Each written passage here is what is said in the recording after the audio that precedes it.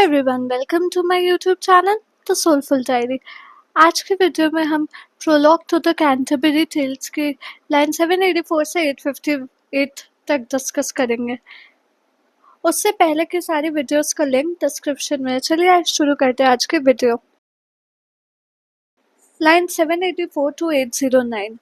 The pilgrims agreed to hear his idea, as thought it was not worth to make it wise, and granted him without an more advice, and bade him say his verdict as him list.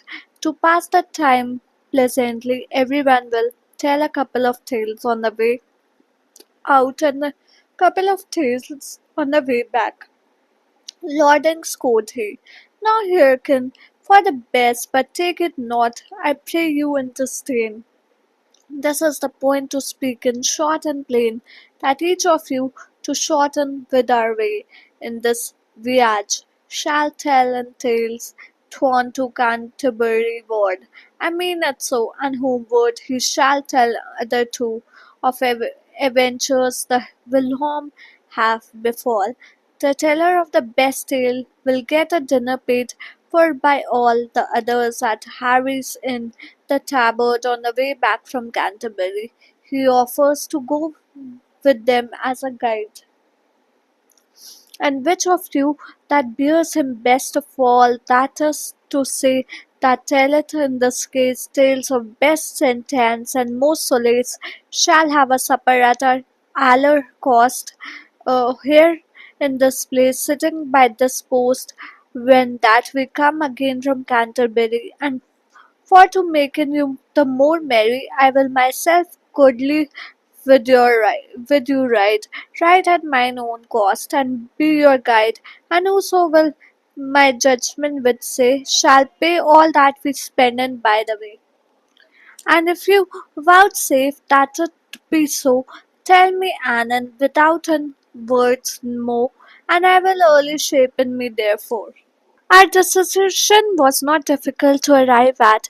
We did not find it necessary to ponder over or discuss the matter, and so we agreed to his proposal without further consideration, asking him to state his proposal in accordance with his pleasure. He said, Gentlemen, now listen to me with goodwill, and I beg you not to treat my suggestion contemptuously. To speak briefly and plainly, here is my proposal, that each of you shall, in order to keep ourselves amused on this journey and to shorten it, tell two tales on the way to Canterbury and two more on the return journey homeward. The stories should deal with adventures that might have once taken place, and whoever among you excels all the others, in other words, whoever in this case tells the most significant and amusing story, shall be given dinner at the expense of all the rest here in this place, sitting by this post,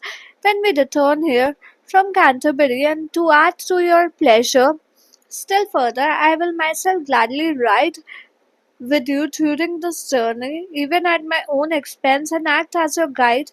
And whoever opposes my judgment shall have to pay all the money that we spend on the way.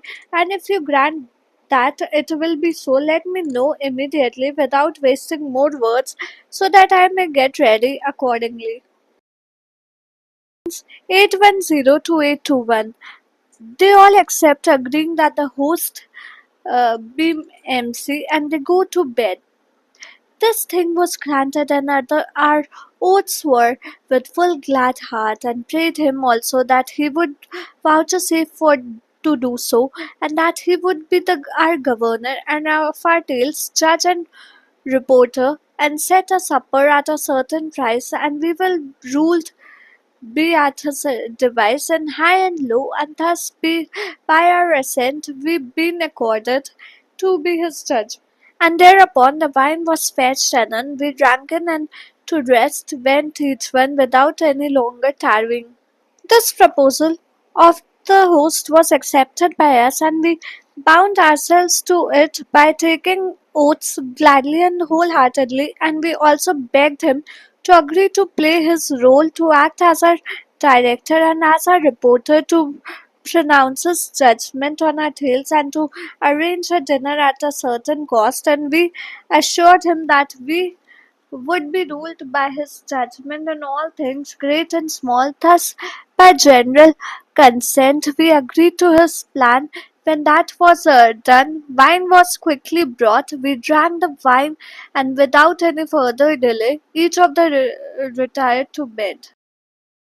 Lines 822 to 858. The next morning they set out and draw lots to see who shall tell the first tale. And morrow, when the day began to spring, up rose our host and was our oller cock that this was a cock for all of us, and gathered us together in a flock, and forth we rode a little more than pace onto the watering of St. Thomas.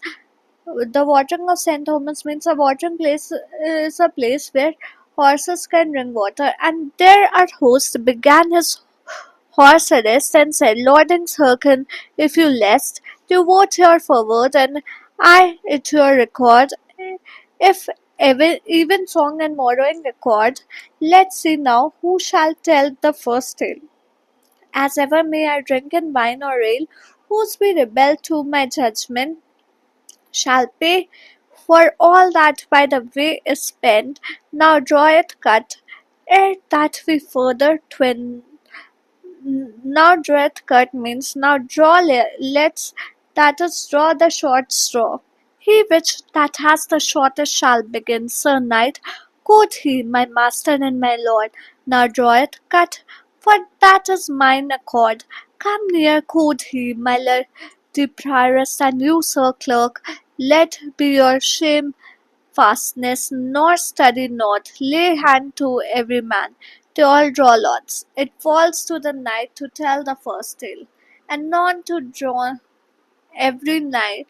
White began, and shortly for to tell, and as it was, were it by adventure or sort or cast, the sooth is this, the cut fell to the knight, of which full blight and glad was every wight, and tell him must his tale, as was reasoned by forward and by composition, as you have heard. One needed words more.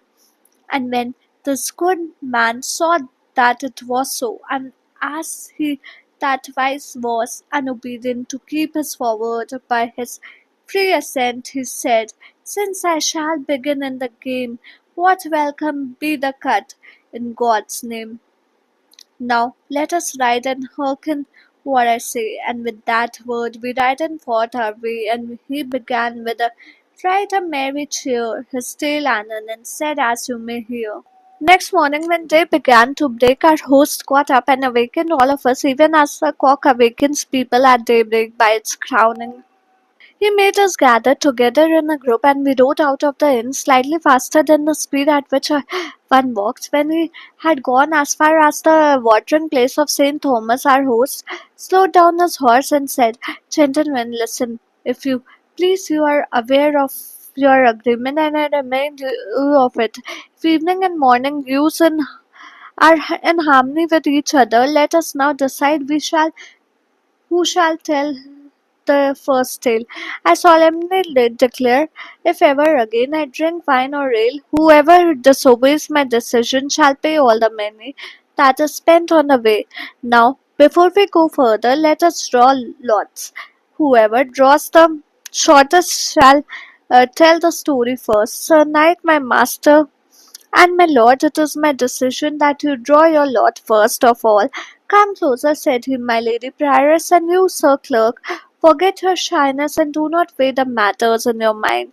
Hands out, every one of you, and draw lots.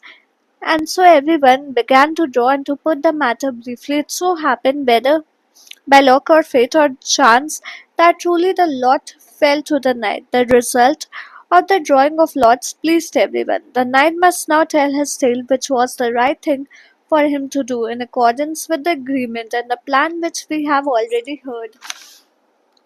Why use more words? When this good man, the knight, saw it that it was his duty to tell the first tale, he being wise and willing to obey the agreement of his own free will, said, As I am to begin the game, I welcome the results of the Lord's in the name of God. Now let us resume our journey and you all listen to what have to say. And with these words, we set out on our journey. The knight began in his tale at once in a very merry mood and spoke in the following manner.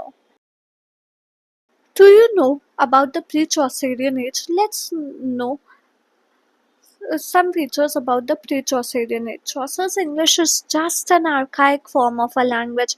Chaucer covers the period from 1343 to 1400. The principal events of his life are war in France. This was the result of the consequences of territorial ambitions of adversary. The Hundred Years' War began in 1338 between England and France. In 1359, the teenage Chaucer went off to fight in a war and in Riedel he was captured for ransom.